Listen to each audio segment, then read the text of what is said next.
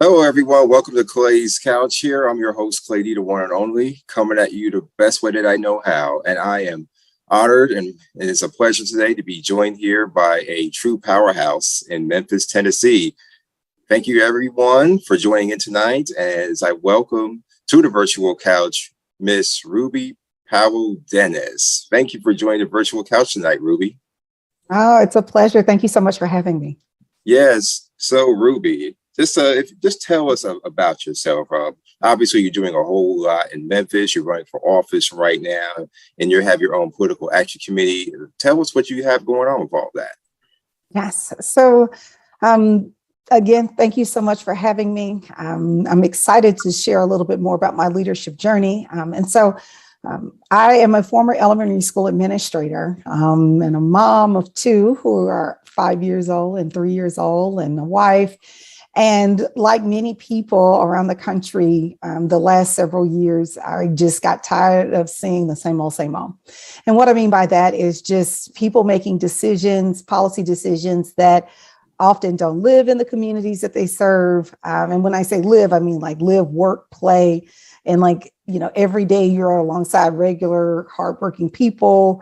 And so there's a disconnect, unfortunately, in Memphis. And so some of the work that I get a chance to do is just supporting Black women who are on the ballot. And so through Elect Black Women PAC, which is a national organization, I've been able to work alongside other Black women who feel the same way, right? Like this cannot persist. And, we need a more representative electorate and a more representative democracy. So everything I've been doing is in that vein. I'm running for state senate for an open seat, which is District 31, which will represent eastern part of Shelby County. And so, my primary will be in August. And so between now and then, again, just focusing on helping get more Black women elected around the country, and also just making sure I'm talking to voters and talking to people locally, letting them know I'm running and that they have a choice, a true choice for the first time in over a decade about the type of leader they want to be representing them in Nashville. Wow, that's definitely a great platform that you have, obviously, with the PAC and all. And just tell us more about the PAC. What was the idea around it? What was the inspiration that you had when you first formed it? Well, if you could just walk us through that. Certainly. So I went to the University of Florida as an undergraduate, and there are a number of institutions that just produce a lot of our public servants. And so the University of Florida, when you think of like Debbie Wasserman Schultz, who was the former chair of the DNC, Andrew Gillum, who went to FAMU, he grew up in Gainesville. He's former candidate for governor for the state of Florida. Nikki Fried, who is a former classmate of mine who is now running for the governorship of state of Florida. It's just a big institution. And the list goes on, and it's on both sides of the aisle, not just Democratic candidates. And so oftentimes when I was in those spaces, I would look around and I would be the only person who was definitely a Black woman, but everybody else was either old and white or old and white. And so even at that age, it was very apparent that, Black women are not being groomed and are not growing up in political ecosystems. And I took an interest in it early. I am a descendant of the Deacons of Defense, which is a group of folks who, my hometown is Bogalusa, Louisiana. Okay. Forrest Whitaker made a documentary about it. So I have a very different upbringing because my family has very much been involved in the civil rights movement. And so it was one of those things where I understood the purpose and point of electoral power, which is why I study advertising and political science at the University of Florida. Because even then it's like, wait a minute, if you're not in the room and these folks are making the decisions are still being made, right? And so from there, also became apparent because at the time there were not big fellowships and stuff that would pay for you to be in DC, not like it is now. Right. And so I couldn't afford it. And so I had to take a very very winding road back to electoral politics to this moment. So my peers were able to go on, like I said, run for governor, all of that, get involved, run for city council. I couldn't afford it. I was from a small town, so I had to work. My mom was like, you need a real job. And so Right. I say all that to say I had to build my power, social networks, political power the long way. And it took me decades. And that is actually what was behind why Elect Black Women got started. Because if I can be a graduate of the University of Florida, an outstanding, business alumni of the University of Memphis, have a family, be married, and have all of this support, and it was still as hard as it was for me to run for office during COVID, I can only imagine what it was like for other Black women who didn't have all of that. And so that's why we built Elect Black Women. We started with the belief that we would endorse a few candidates running for federal office and amplify other women who, because we're a federal PAC, so we can't give to candidates who aren't running for federal office, but we can at least amplify and lift up the stories of other Black women, because that helps. A donor in Iowa, their dollar spends just fine in Florida. And so we knew if we could just raise the profiles of Black women, we could help Black women down ballot raise money. And now we've endorsed over 100 Black women, including Chief Justice Beasley, who's running for the United States Senate. We have over a 40% win rate, and we have supported candidates running from the highest level of office all the way down to school board and local municipal elections. Wow. So That's great. We've been able to accomplish a lot, all because regular folks like me and you give $5 a month. We have a lot of reoccurring donors who give $5 a month. And that money goes into lifting up the stories of Black women who are running for office all over the country. That's wonderful. Up and down the ballots, from presidents all the way down the dog catcher. I like that. And everything in between. That's right? good. Yep. Yeah. Carolina, almost in next town over in Raleigh. So she's obviously going for that Senate seat that's open and up. So thank you for your work on that campaign, because we definitely need her here in the Senate representing us. But so I do see here that basically Elect Black Women has been around since 2020. So it's still fairly new. It's been around for about a couple of years now. Is that correct? Yes, it has been a very busy last 2 years. Gotcha. And just from overall, just in those 2 years, what has been what do you think, would you say is the most impact that it has had already just in these last 2 years that you can personally just testify to? Yep. So one, Elect Black Women PAC is unique. When you think about just the number of organizations that do the work that we do that specifically focus on Black women as candidates, there's just not many of us. There's Higher Heights, which has been around since 2011, the Black Women's PAC of Ohio, which has been around for over 40 years, the Black Women's PAC of Texas, which has been around for about 5 years, and then there's some other regional, California has a lot of PACs, BWAPA, and a number of others that have been around for a few decades that have incredible leadership, Dr. Shirley Weber, et cetera. So there's not a lot of us, I'll just say that. And even in that context, all of us have a different niche that we focus on. So the fact that we exist and that any Black woman, any woman who an aspect of her identity, she identifies as a Black woman, can apply for our support is highly unusual. So that in itself, the number one piece of feedback we get from women, whether they receive our endorsement or not, is thank you for existing. Right. Yeah. Because there's just simply nothing else out there. We're easy to find. If you go to our website at electblackwomenpact.com, you will see right at the top, there is apply for endorsement. You put in your information, and then we have systems and structures in place that allow us to engage with candidates from that moment on. And so like transparency, that's not a typical thing when you're in terms of applying for support to an organization like ours, much less one that focuses on Black women. So the fact that we exist is a big deal. The other is that the diversity of the candidates we support and that reach out to us. Let's be very clear. If a Black woman is running as a conservative, there is no support on that side of the aisle either. If a Black woman is running as unaffiliated and wants to be on the ballot, neither affiliated with Democrats nor Republicans, there is very little support out there because of the way financial structures are designed within parties. If you are not a part of those apparatuses, it is very difficult to raise money. And if you don't have money, it's very difficult to get the word out about your candidacy. So the fact that we exist, women can access us, and just the level of support that we provide, there's just really no one else like us in the ecosystem. Right.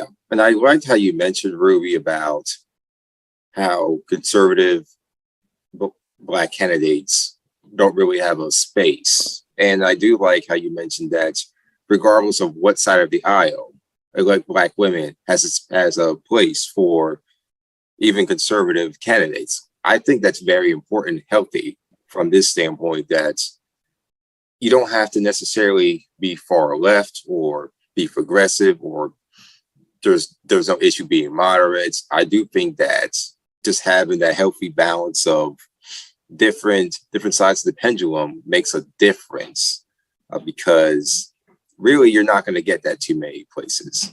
I mean, obviously, you know about Emily's List and Higher Heights or any other organization that supports women, but maybe not necessarily all types of women, or even the PACs that are like Higher Heights. They not necessarily are going to probably, honestly, if we are to be frank, endorse a conservative African-American candidate. So just having that in place, I will say I think it's a big advantage for your organization, just overall with the electoral layout in this country. So definitely a big kudos to you on that. And people may not want to hear that, but you got to have a space for everybody, especially every Black female candidates out there.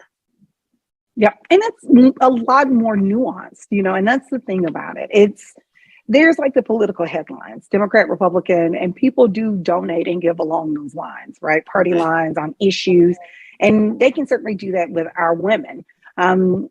What we take into account is we understand that the systems and structures that exist don't always apply in an equitable way to Black women. And so I'll give a good example. If a Black woman is running as a judge, right? Judges are nonpartisan positions. And so you don't have this application of Democrat and Republican in a traditional sense, because judges are meant to be impartial. However, when it comes to the way they may be listed on the ballot, which is something structurally determined that could be state level, regional, it could be contextual, right? You might be listed as a Democratic, on a Democratic ballot and have to cross petition, cross apply, and be listed on the Republican ballot. And so we understand that there's a lot of nuance, because again, there's like what you're talking about, Emily's List, Planned Parenthood, you have to be pro-choice. They're issue-based organizations and are very clear and transparent about their mission. Our work is at the system level. When we say that we take candidates from all over, there is very little to no support for Black women running for DA. 2,400 DA positions in our country, 1% of our DAs are Black women. So, and again, when you think about structurally how hard it is to raise money for a district attorney, here in Memphis, the district attorney's term is 8 years. Do you know how many people can be sentenced and can suffer under a DA under a term that long? Wow. And Yeah, so, absolutely. yeah, so it's things like that that we take into account, which is why our name is Elect Black Women and not elect insert some type of modifier or adjective or, something else than Black women. Right. And you make a good point there. Judicial races definitely matter. And even judicial endorsements from obviously an organization like this matter a whole lot, because when we see the effects of the judicial system work in ways that we don't like, we often fail to realize that it starts at this level, getting candidates, like-minded candidates, to run at those levels and get the support. Because oftentimes judicial races, because of their nonpartisan nature, they're not really an appealing appetite for donors or for supporters, in general, unless you're getting it. And they come from a very intimate prism, such as family, friends, but nothing really like the machines, as I call them, the political machines, or the think tanks, or even the PACs. So definitely another credit to you and your organization in that regard for considering judicial candidates as well. And you even endorse, your organization even endorse judicial candidates on a local level right here in North Carolina. One Yes. name in particular, Mina Thompson, Yes. over here in Durham County, which is where I'm sitting right now. So that definitely does make a difference, I feel. And judicial races are just as much as part of our democracy as any other branch of government on the local, state, or federal level. Yeah. And there again is another structural barrier to that. Judicial candidates actually can't do traditional call time. So they can't call a person up and say, hey, can you give me money? They actually have to have, because they're supposed to be impartial. Mm-hmm. You can't, you shouldn't be a judge asking people for money. That's not good practice, right? So exactly, they have to have staff who are assisting with fundraising and things like that. And then when you take into account all my friends who went to law school, and I was surrounded by talented Black women who are now just transforming the country in their respective industries, but no one was talking about, hey, I want to eventually be a judge. That was not a conversation. And again, those are the places and the spaces where we are proud to have supported Judge Lori Dumas, who ran and won her statewide judicial seat in Pennsylvania. We had 9 women on the ballot. 5 of our women won. Those are now judicial spaces, in and around the Philadelphia area, that are going to have judges who care about DEI, who care about inclusion, who talked about that openly and in a way that is fair, that is just, and that is equitable and respects all people. So again, we have our work cut out for us, but we're excited to be able to lift up the stories of these incredible women who are running down ballot. Sure. What was and you already had told me this pretty much in many parts, but just what was the model that you try to follow when you created this PAC? What was the inspiration? Like, who, or is there anyone in particular that you saw or that even you spoke with that really just gave you the joke to obviously form this whole committee from conception to implementation to where it is now? So I would say it actually came as a result of the absence of that. Because so I have been able to support candidates of color who are on the ballot for the last several years as a profession. And I made the pivot out of education in part because I saw how hard my educators were working to transform schools, turn around schools, fresh start districts, launch new districts, charter schools, public schools, and everything in between. And they were bumping up against terrible legislation. And it was directly impacting Black and brown families. And so that's part of the reason why I also wanted to make the pivot into politics. And so when I did that and I was supporting candidates and then I ran and then I was still supporting Black women candidates, it was like the lack of resources was just, and it was all because if you didn't have money, didn't have connections, if you didn't go through certain networks, certain programs, certain schools, you had to figure it out. And it's not that you can't, but when you talk about if you're working a lot, you have a family, you have other responsibilities, COVID was happening, there's just all of a sudden a lot of people who could not run for office. And so that's where this came from. And then also, like I said, I have an MBA. I am obsessed with building. I have built enough companies, systems, and structures for other people that I said, you know what, if I can build it for other people, then I can build it for myself. I can build it for Black women. And that's what I did. And I started out with people, who had the expertise. And I said, if I do this, will you help me? And they said, yes. And we've been off and running ever since. And we have a number of folks who are on our team who are original staffers who've been with us from the very beginning. And we are bringing along even more people as we speak, as we continue to scale and grow. Because at the end of the day, we believe if an organization, an entity, a person, a group wants to elect more Black women, we want to work with you because there's just not enough. At the system level, there's over 500,000 elected positions in our country. Over 90% of our electorate is white and mostly male. We are nowhere near parity. And so we're just getting started. Definitely. That's wonderful to hear for sure. Now, obviously, you're running for office now yourself, State Senate District 31. Yes. I'm probably, it's safe to assume you're going to endorse yourself. No, actually, no. Really? No. Really? I actually, because one of the things that I care a lot about is being able to model the level of leadership that's possible. I believe that the greatest blessings in your life come from being in service of other people. I believe that whatever outcome God has for me in my race, it is already done. And that is a path that I am walking that is a part of my unique leadership journey. Every cycle since 2019, I have supported other Black women on the ballot, both with my own private donations in dollars, as well as my time and my energy. And so that's something I've been doing for several years. And so this is just another step up in terms of the work I've been doing the last several years anyway. Right. Gotcha. And what was the inspiration for your own self running? Well, obviously, you talked about education and everything, but what was the driving force behind that? Just strictly on your candidacy here. Yep. So years ago, so this is my second time running. I ran for a state house seat that has since changed. It represented a portion of this community, but redistricting and things like that. And I came in second in that primary. And the things I was talking about then are the same things I'm talking about now.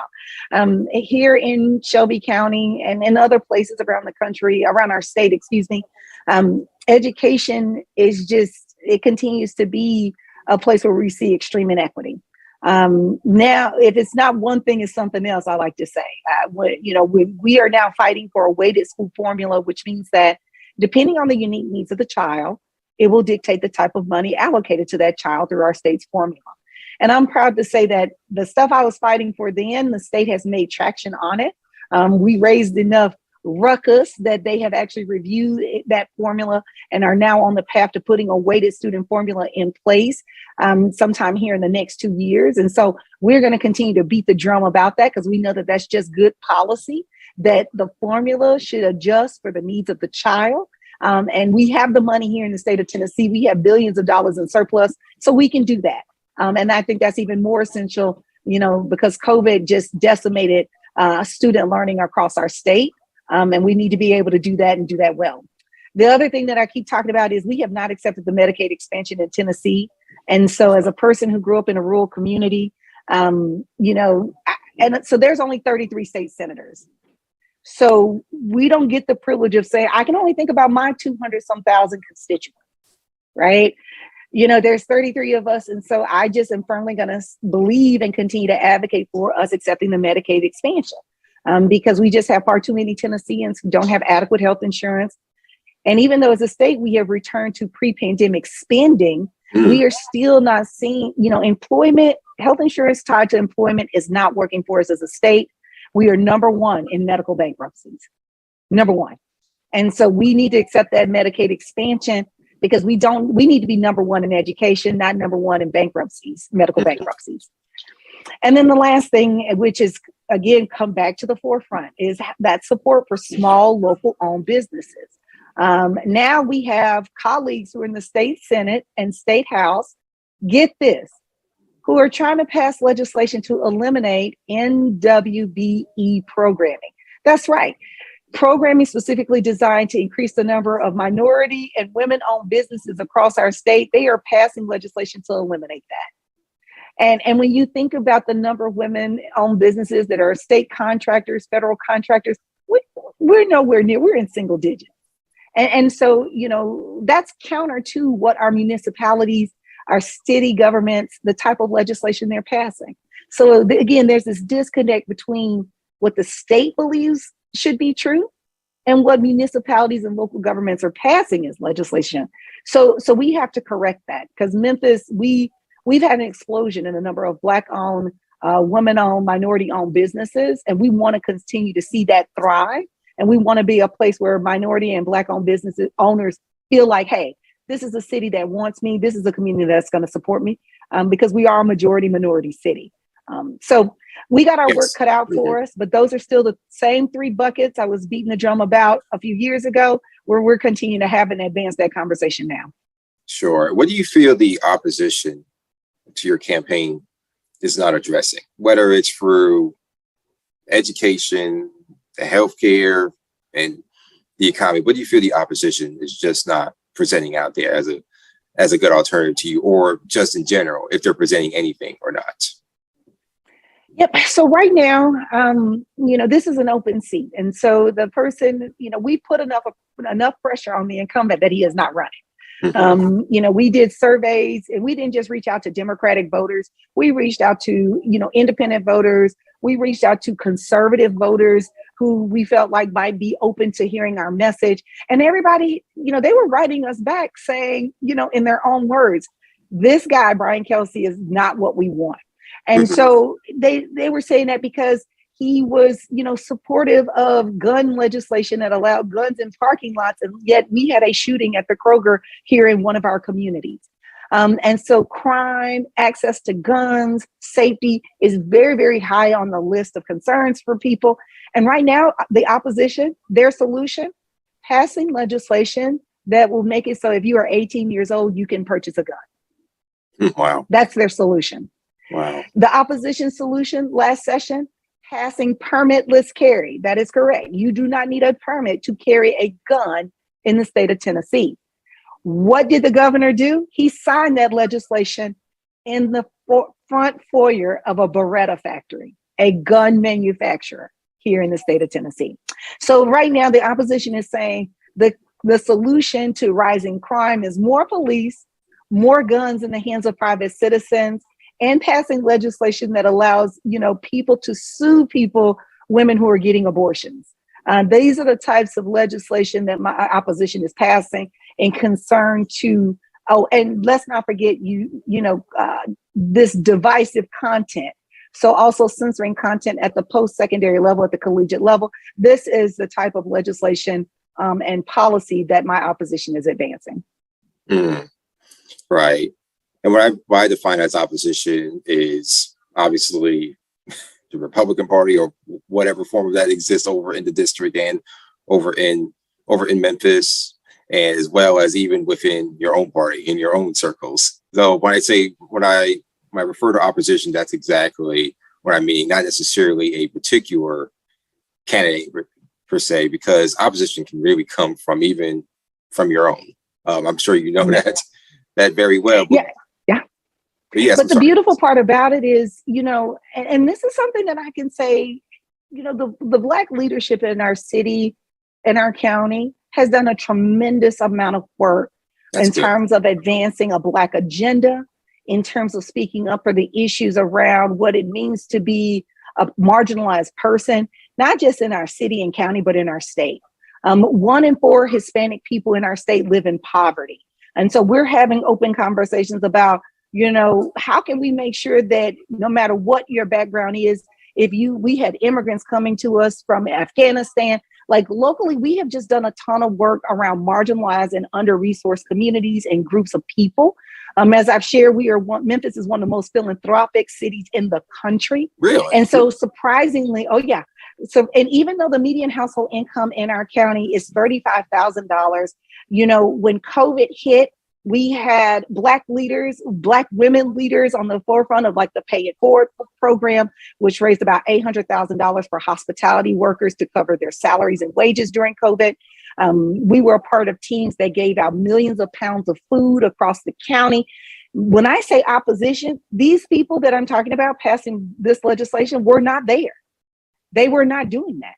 They were instead fighting us on mask mandates, even though Shelby County is probably the lowest in terms of COVID cases right now in our entire state. And let's be clear, Tennessee was one of the hottest spots on the planet during COVID.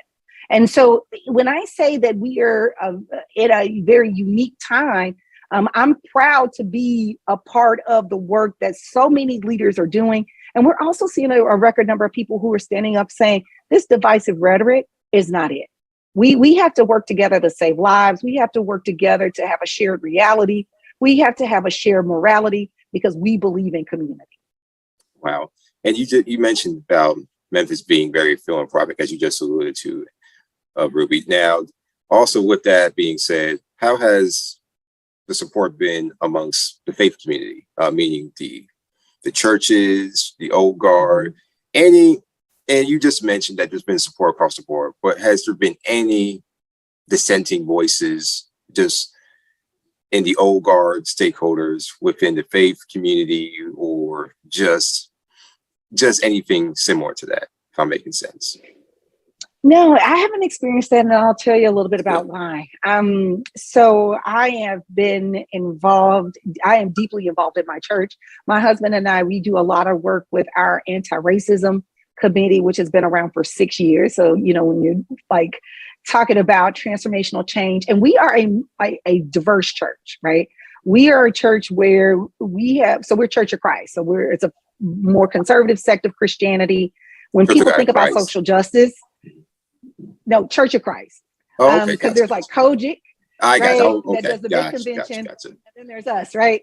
And so to your point, Church of Christ is, it's bigger in like Tennessee and certain parts of the country than others. But we are a much more conservative sect of Christianity. And when people think of social justice, we're not necessarily the arm of the social justice movement that comes to mind.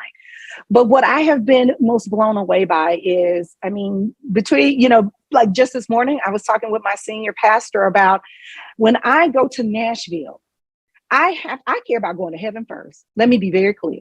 Yeah. Now, if COVID has taught us nothing, is that not the day nor the hour. That's right. You can live for this stuff on this earth, or you can answer your greater calling.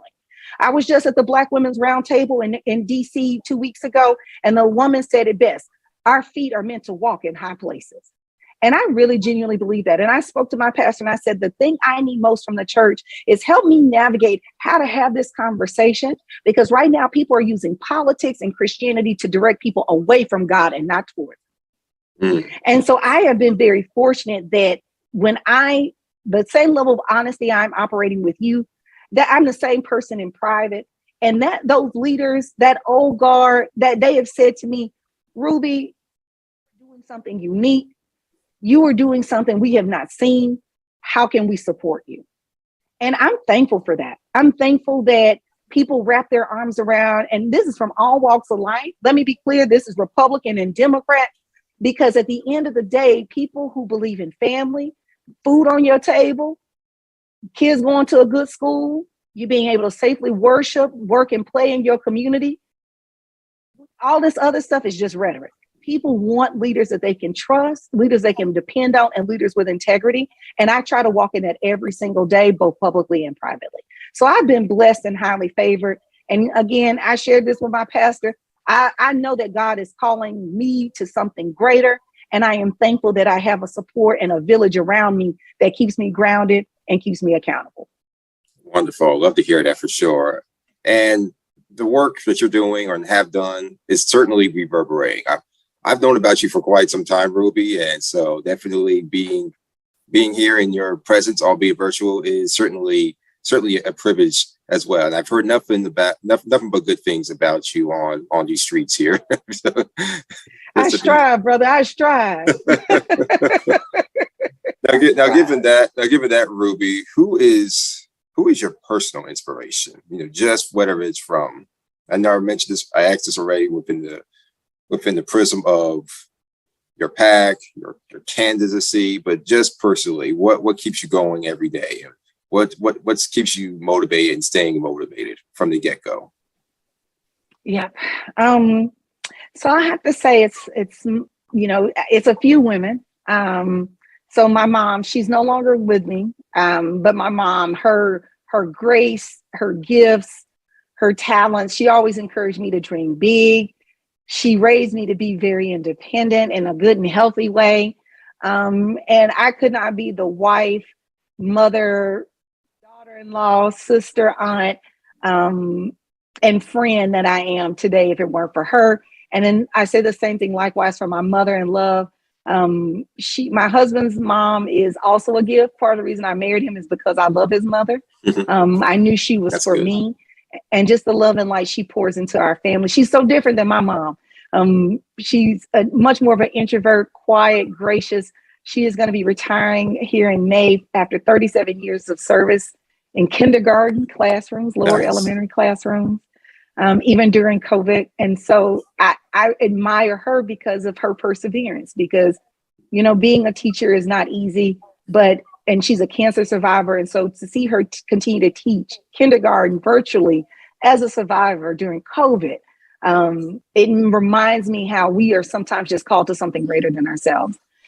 And then the last woman she's a woman who has come into my orbit fairly recently. Her name is Tracy Scott. She serves as founder and executive director of the Black Women's PAC of Texas. And Tracy, I admire because, she's again a Black woman who she's been a candidate. She's led a PAC, and she supported elected officials across Texas. She helped elect a record number of judges a few years ago. And so she's also someone who's just fantastic with relationships and just brightens up every room she walks in. And so she's also someone who I admire and who is near and dear to my heart. So. That's excellent to hear. Now, what grade level did you teach when you were a teacher again? Oh, so I did not teach. You didn't teach. Okay. I have other gifts. So this is a nuanced thing, right? Okay. So there are a number of opportunities to serve students and families on the non-instructional side, and that's what I did. So when you think non-instructional, custodial services, nutritional services, money, human capital, I ordered everything from the paper clips to the chillers for the building. And so I've helped open a school and a school district, and then I would run all the operations. So that's what I did. Okay, but they played an important part too, so that definitely counts. Kids quickly figured out I was the lady with the field lesson checks. So they always were happy to see, and the swag, the sweatshirts, and the book fair. So kids were always happy to see me coming. That's great to hear for sure. And just what is your goal with the PAC in the next couple of cycles? I mean, especially with the midterms coming up and 2024, obviously it's going to be a big election year, but where would you like to see your PAC in the next 2 to 5 years if we're just going to benchmark it from that? So one of the things that makes us unique is when we endorse a woman, we stay with her 2 to 4 years, no matter the outcome of her election. Because to what I shared before, a lot of our women are coming to us and, they're getting going, right? They're first time candidates and there's a lot to figure out. And we know that it takes time to build political power. So when you think about 2 to 4 years, that's going to carry us well into 26. And so what our priorities are, one, we want to see our women, 100% of our women continue to be engaged in electoral politics. Now, if they're elected, of course, we are connecting them with great partner organizations like New Deal leaders who work with elected folks, Nobel, which is the national organization for Black women elected legislators. These are incredible organizations that make sure women are plugged in, right? And so we want to make sure our women are going to those great organizations. And for our women who didn't get the outcome they wanted, they are our ambassadors and they're redeployed leading C4 organizations if they're not running again, or in the pipeline for presidential appointments under what we hope is going to be the Harris administration. So that's what we have planned for the next couple of years, in addition to continuing to support Black women running at every level of office and having our women win. Okay, I like that. I like the forward thinking there. Now, tell us the application endorsement process. You touched on it briefly, but let's just say to someone listening now, and they're a female candidate, and they want to seek an endorsement from you and your organization. Tell us what that process is like, from application to consideration, etc. Certainly. So the first step is that we ask all of our women, and this is because we want to create equity. We ask all of our women to go to our website at electblackwomenpact.com and click on endorsement application and have themselves, they can submit it, someone from their team, submit the information to us. From there, we follow up with our women within a few weeks to schedule interviews with our endorsement committee. Sometimes those interviews are just with me and another leader, but basically we work to make sure that we are capturing in the candidate's voice what's happening on the ground, context about their race, etc.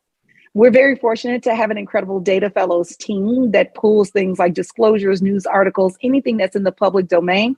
Because keep in mind, elections are public information. Yes, there is nothing you can do that should be hidden, contrary to some of the news outlets. It is all public information, and our data fellows help collect all of that. That all then goes to our endorsement committee, which consists of myself, as well as women of color who've been candidates and operatives at every level, and have worked, a number of cycles, including the most recent presidential. Those women are super savvy and super smart. We come together and usually come up with a couple of different decision types. The first being a full-on endorsement, which, as I shared, is like the 2 to 4 years of support, in addition to giving women access to great vendors, great partners, and relationships we have. We like to think of ourselves as a multiplier effect. We supplement, not supplant. We are not meant to be ad hoc campaign staff. We are simply here to amplify and augment what is already happening that is good on a woman's campaign. And so that's what our endorsement process entails. We have some other decisions that our committee makes sometimes. The other one that you'll see on our social media is Race to Watch. And that just means that these are women who sometimes we have multiple Black women in the same race apply for our support. And we do not believe in making heroes and villains out of candidates.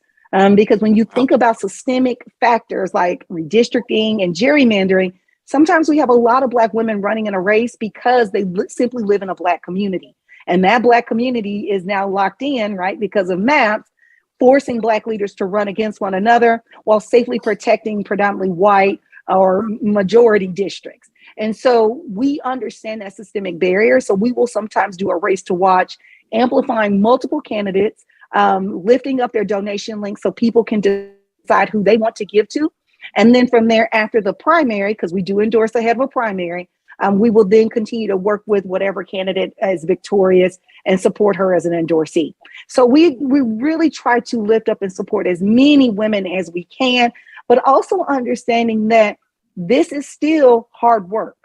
We are not endorsing women simply because they are Black and they are female. We are not endorsing people because they are somebody's friend. These are women who are out there talking directly to voters, who are rallying people around policy issues and are the future of electoral politics, which is why we have the win rate we have and why we're so proud to stand with our women. Excellent. Love all that here. So folks out there who are considering running for office, you know what to do. So they just need to go on our website, right, and just fill out an application. That's it. All right. Or our social media. If Yeah. you go to our social media, you will see our endorsement link. Yes, please apply. Our next endorsement deadline will be coming up on May 8th. And so you can always visit our website. It'll have the most recent endorsement dates on it. But we have some coming up because we do know that there are primaries after primaries after primaries. And we want to make sure women can access our application. Yep, it's going to keep on rolling for sure. We have a huge bunch coming up in the next month and a half for sure. So that's definitely useful.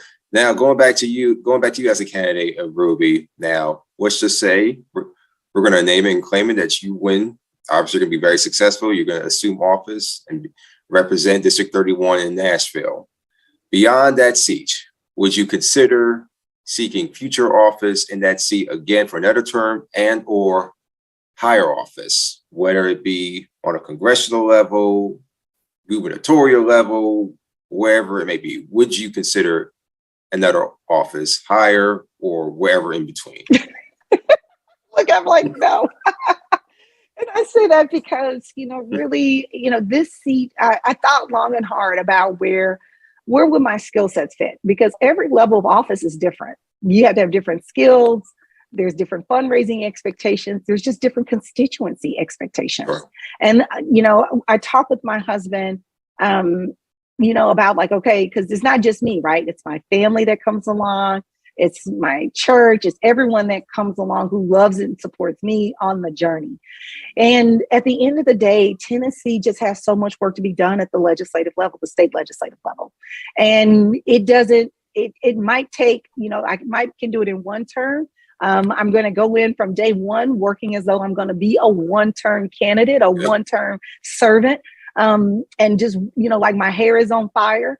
Because at the end of the day, every time we take our time to do anything when it comes to public policy, people's lives are impacted by that. And so from day one, I'm going to go in, ready to file legislation that puts people first, that is driven by feedback directly from the people who, are in my community, whether they voted for me or not, because I am not petty. The truly transformative cannot be petty. And so I'm going to work with any and everyone in my district to make sure that we're putting forth legislation that works for people and that puts us in a place where no matter what happens after that first term, my district and the people in Tennessee are in a better place than where I got it. Wonderful. You heard it all there, folks. So she's going to only be one-term senator. We'll see. But again, I appreciate you for being on here, Ruby. Hopefully, soon enough, we'll be calling you Senator Powell-Dennis in that regard. But you have a friend in me. You have a supporter in me. You always have an open seat here on the couch and any other platform that I have. So thank you again for joining us here on Clay's Couch tonight. Oh, I appreciate it. And thank you for all that you do and lifting up the stories of us here who are serving. We are grateful for your leadership as well. Thank you very much.